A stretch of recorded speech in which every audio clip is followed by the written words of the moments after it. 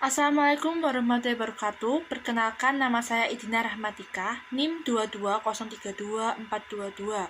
Saya bersekolah di Sekolah Tinggi Ilmu Administrasi Malang. Di sini saya akan menjelaskan tentang anatomi dan fisiologi indera penglihatan atau mata oleh dosen pengampu Hendri Didiarto, Eskep Ners MPD.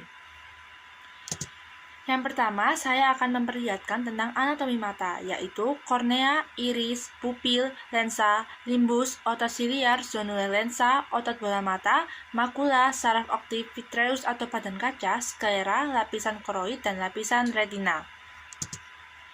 Rongga orbita. Rongga orbita adalah rongga yang berisikan bola mata dan terdapat 7 tulang yang membentuk dinding orbita, lakrimal, etmoid, stenoid, frontal, dan dasar orbita, terutama terdiri dari osteomaxilla, osteopalatina, dan osteozygomaticus. Dinding orbita terdiri dari tulang.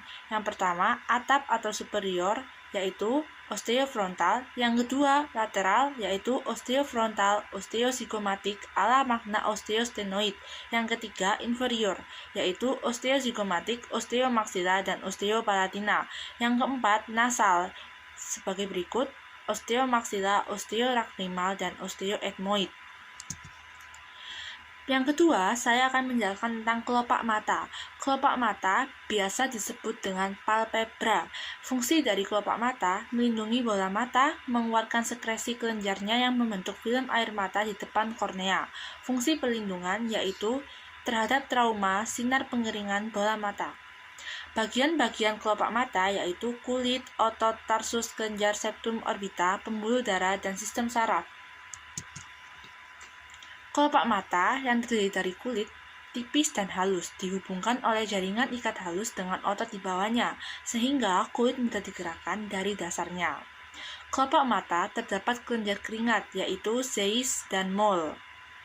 Otot mata ada 4, yaitu orbicularis oculi, yang kedua rheolani, yang ketiga levator palpebra, yang keempat muleri. Berikutnya, saya akan menjelaskan tentang konjungtiva. Konjungtiva merupakan membran yang menutupi sklera dan kelopak bagian belakang. Bermacam obat mata dapat diserap melalui konjungtiva, mengandung kelenjar musin yang dihasilkan oleh sel goblet. Musin bersifat membasahi bola mata, terutama kornea. Konjungtiva terdiri dari 3 bagian. Yang pertama, konjungtiva tarsal, menutupi tarsus, sukar digerakkan dari tarsus. Yang kedua, konjungtiva bulbi, menutupi sklera, mudah digerakkan dari sklera di bawahnya. Yang ketiga, konjungtiva fornices atau fornix konjungtiva, tempat peralihan konjungtiva tarsal dengan konjungtiva bulbi. Berikutnya, saya akan menjelaskan tentang pupil.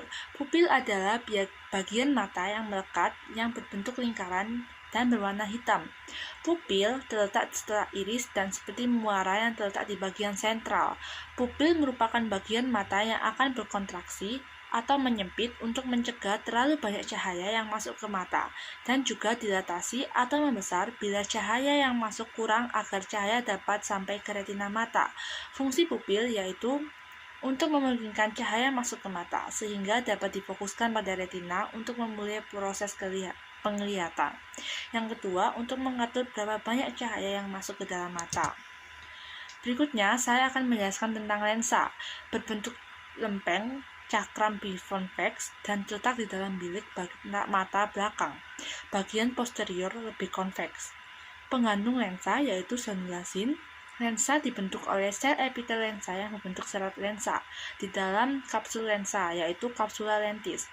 Epitel lensa akan membentuk serat lensa terus-menerus sehingga mengakibatkan memadatnya serat lensa di bagian sentral lensa, sehingga membentuk nukleus lensa. Bagian sentral lensa merupakan serat lensa yang paling dahulu dibentuk.